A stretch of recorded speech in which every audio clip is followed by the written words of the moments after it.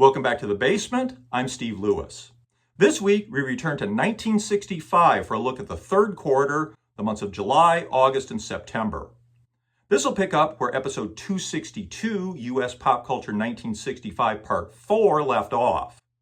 And as you're probably aware, there is a lot going on in the summer of 1965, so I wanted to say a little bit about how I plan to structure this. This time, we'll talk about music in the third quarter.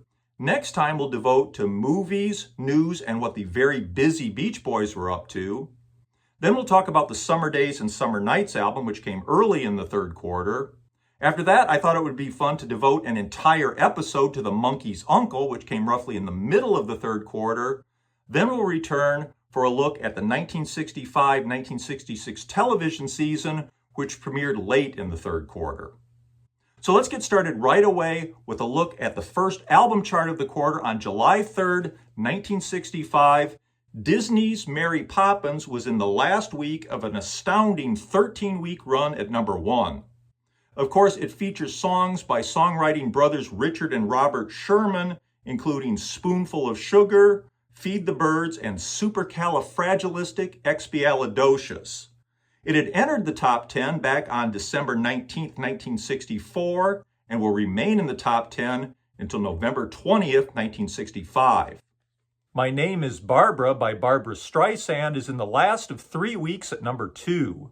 At number 3 is The Sound of Music. It had entered the top 10 on May 1st and will stay in the top 10 for 147 weeks, finally dropping out on January 20th, 1968. It'll be number 1 for 2 weeks, beginning November 13th. The just-released Herman's Hermits on Tour is already at number 4. It'll spend 6 weeks at number 2, behind Beatles 6, starting July 10th. The Beach Boys Today album is still at number 5. As discussed, it had spent 4 weeks at number 4, beginning May 1st.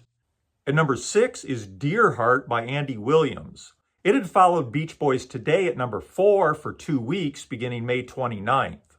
Introducing Herman's Hermits is at number 7. It had spent 4 weeks at number 2, behind Mary Poppins, beginning April 24th. The My Fair Lady movie soundtrack is at number 8. It had entered the top 10 back on December 6, 1964. This will be its last week in the top 10. The Goldfinger soundtrack is at number 9. It had been number 1 at the beginning of the second quarter. And just entering the top 10 is Whipped Cream and Other Delights by Herb Alpert and the Tijuana Brass. This will have a long run as a hit album, dropping out of the top 10 late in the summer, only to return in the fall and spend 6 weeks at number 1 beginning November 27th. It'll return to number 1 for 2 weeks beginning February 19th, 1966, and won't finally drop back out of the top 10 until October 29th, 1966. Turning to top 10 singles, I Can't Help Myself by the Four Tops had first hit number 1 on June 19th and was now back at number 1 for a second week. I Can't Get No Satisfaction by the Rolling Stones is at number 2. It'll give the Stones their first U.S. number 1 on July 10th and will stay number 1 for 4 weeks. The Stones will perform the song on the September 16th season opener of Shindig in an appearance filmed in the UK. The nervous ABC censor obscures the lyric, "I'm trying to make some girl who tells me." They don't seem to know exactly what it means, but they're pretty sure there's something unwholesome in there. Of course, everybody has been hearing it on the radio all summer anyway. At number 3 is Mr. Tambourine Man, the Byrds' sparkling rock version of the sprawling track from Bob Dylan's latest album, produced by Terry Melcher. It's hugely popular and will become hugely influential. The single had pushed the Four Tops' I Can't Help Myself from the number 1 spot for 1 week on June 26th. Wooly Bully by Sam the Sham and the Pharaohs is at number 4. It had spent the first 2 weeks of June at number 2. It's another one where some unintelligible lyrics worry the censors. Herman's Hermits are at number 5 with a cover of Sam Cooke's number 12 hit from 1960, Wonderful World. It'll peak at number 4 next week, July 10th. For Your Love by the Yardbirds is at its number 6 peak. Seventh Son by Johnny Rivers is in the first of 3 weeks at its peak, appropriately number 7. At number 8 is Crying in the Chapel by Elvis Presley. It's his first top 10 single since Bossa Nova Baby in the pre-Beatles days of 1963. It'll also turn out to be his last top 10 until 1969 and In the Ghetto. Yes, I'm Ready by Barbara Mason is at number 9. It'll go to number 5 on July 31st. And at number 10, What the World Needs Now is Love, written and produced by Burt Bacharach and Hal David, and performed by Jackie DeShannon. It'll spend 2 weeks at number 7, beginning July 24th. Top 10 singles that will come and go in the third quarter include You Turn Me On by Ian Whitcomb, which will go to number 8 on July 17th. What's New Pussycat by Tom Jones, the title song from the hit film, will spend 2 weeks at number 3, beginning July 31st. Cara Mia by Jay and the Americans will hit number 4 on July 31st. I'm Henry the Eighth, I Am by Herman's Hermits will go to number 1 on August 7th. As mentioned, Herman's Hermits had introduced the single on The Ed Sullivan Show on June 6th. It's a novelty song written in 1910 in which the second verse is same as the first and tells the bizarre story of someone named Henry about to marry a widow whose 7 previous husbands were all also named Henry. It seems to me that can't be a coincidence and that he's foolishly taking his life in his hands by becoming husband number 8. I Like It Like That will be another big hit for the Dave Clark 5, reaching number 7 on August 7th. I Got You, Babe by Sonny and Cher will spend 3 weeks at number 1 beginning August 14th. It's their first hit and will also turn out to be their biggest. TV star Patty Duke reportedly doesn't like her record, but the public does. Don't Just Stand There will spend 2 weeks at number 8 beginning August 14th. Save Your Heart for Me is another big hit for Gary Lewis and the Playboys. It'll go to number 2 on August 21st. And the Beach Boys' California Girls will spend 2 weeks at number 3 beginning August 28th, behind I Got You, Babe and Help in the first week, and Help and Like a Rolling Stone in the second week. Unchained Melody is another big hit for the Righteous Brothers. It'll spend 2 weeks at number 4 beginning August 28th. It's the Same Old Song by the Four Tops will go to number 5 for 2 weeks beginning August 28th. Hold Me, Thrill Me, Kiss Me by Mel Carter will peak at number 8 on August 28th. And Down in the Boondocks by Billy Joe Royal will peak at number 9 on August 28th. The Beatles' new single, Help, will spend 3 weeks at number 1 beginning September 4th. Like a Rolling Stone will be Bob Dylan's first single to break into the top 30. The new single expands on Dylan's new direction, debuted on his Bringing It All Back Home album. Apart from its unique sound and expressionistic, surreal lyrics, it's also 6 minutes long, nearly triple the length of many top 40 hits. Despite warnings that its epic length will prevent it getting airplay, it'll go all the way to number 2 for 2 weeks behind Help starting September 4th. In the September 4th issue of Billboard, there's an article titled West Coast Clamors for Dylan Tunes. It describes the many West Coast pop acts either covering Dylan tunes or adopting his style. There's an interesting note that the Beach Boys are the only group represented on the charts with a summertime teen outdoorsy song, California Girls. All the Beach Boy type groups have been washed out to sea by the Dylan-influenced groups who have also begun imitating Dylan's droning, monotonous vocal style. Getting back to hit singles, He Ain't No Drag, Papa's Got a Brand New Bag. James Brown's new hit will go to number 8 for 2 weeks beginning September 4th. And another of those West Coast groups clamoring for Dylan tunes, the Turtles' pop rock version of Bob Dylan's It Ain't Me, Babe, will spend 2 weeks at number 8 beginning September 18th.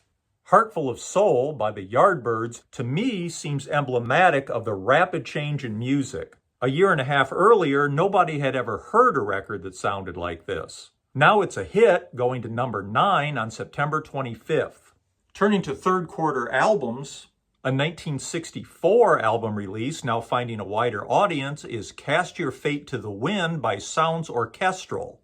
Riding the popularity of their hit single title track, the album will go to number 11 for 2 weeks beginning July 10th.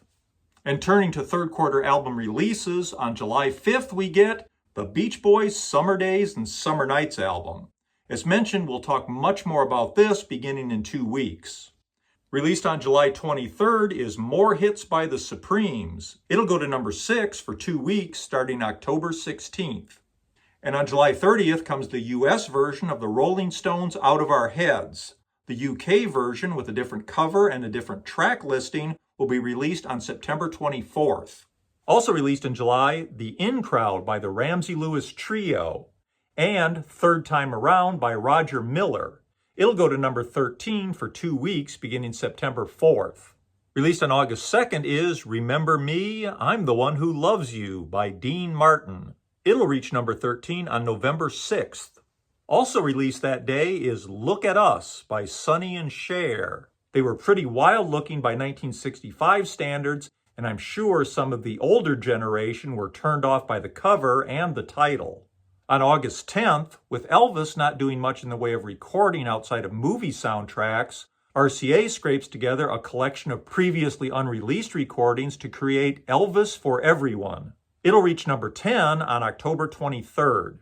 The Beatles' new album Help is released on August 13th. The US version has a different cover and a different track listing from the UK, though for the first time, a US Capitol album has at least the same title as the UK album.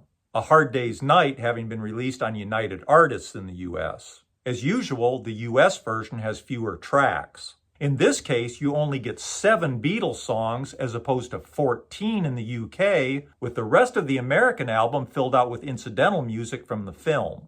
The US version does have a gatefold sleeve with some extra pictures at least. The UK version included 2 cover songs, Buck Owens' Act Naturally, sung by Ringo, and Larry Williams' Dizzy Miss Lizzy, sung by John.